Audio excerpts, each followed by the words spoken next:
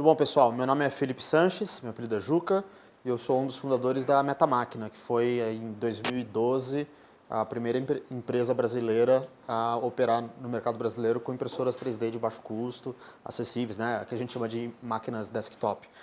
Para ser justo e honesto, a outra primeira empresa brasileira foi a Cleaver, porque as duas empresas tiveram a mesma estratégia de marketing de anunciar ao público sua existência no mesmo dia, no mesmo horário, durante a Campus Party, que é um evento de tecnologia. Então, o Brasil tinha 0 empresas de impressão 3D desktop e passou a ter 2 simultaneamente, e ambas são a primeira empresa brasileira.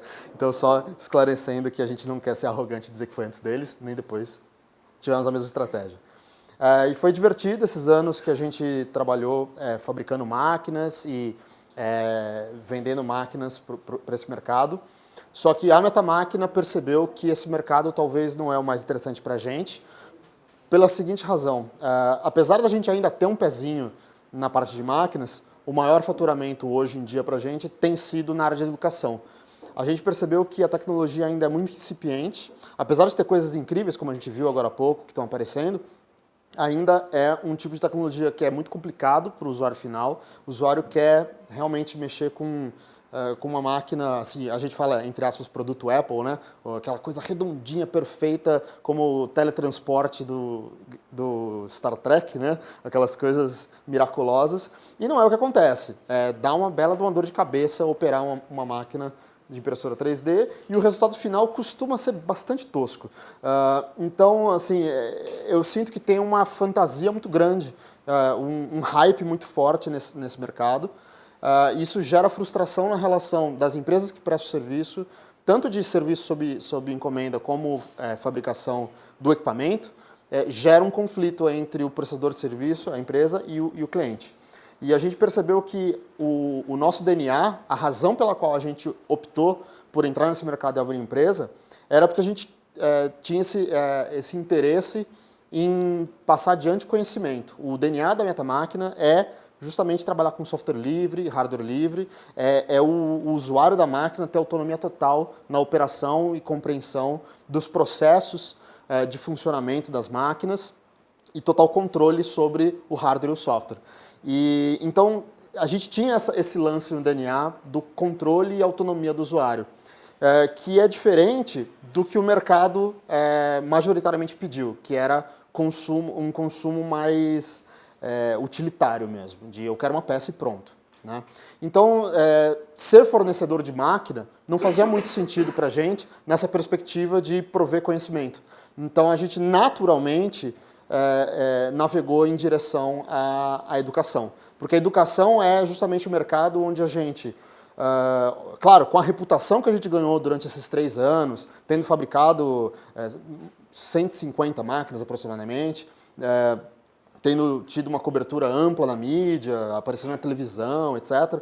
Isso deu uma visibilidade, uma reputação para a gente, mas que a gente canalizou essa energia e essa reputação para o mercado de educação, que é onde a gente estaria no dia a dia realmente trabalhando em transmitir conhecimento e não simplesmente um produto com a perspectiva utilitária. Então, hoje em dia, a gente tem feito bastante atividades de educação.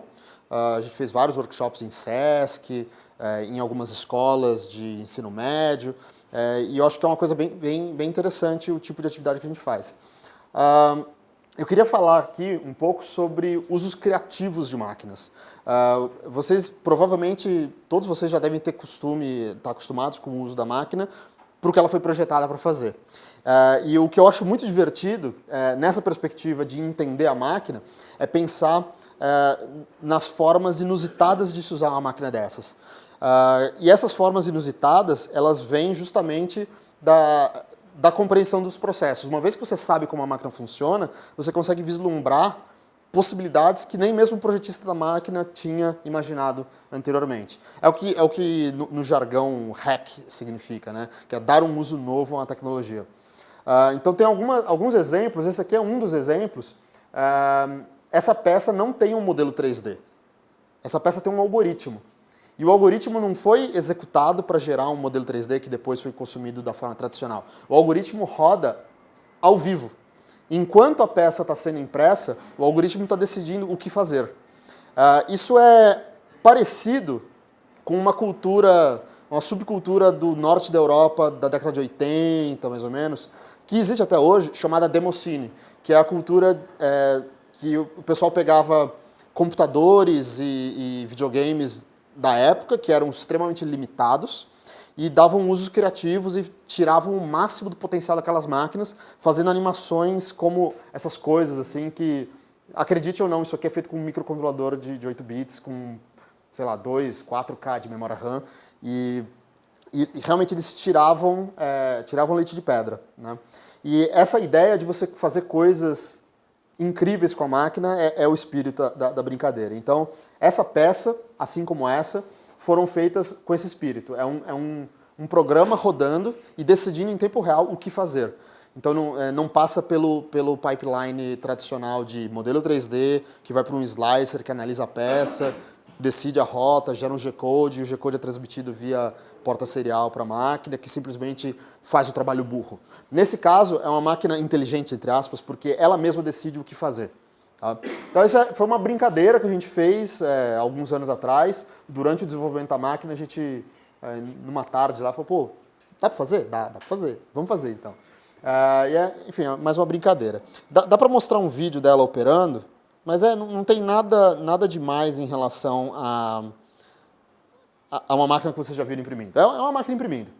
Só que esse movimento é calculado em tempo real, né? Então é mais assim uma brincadeira que eu acho bacana de mostrar.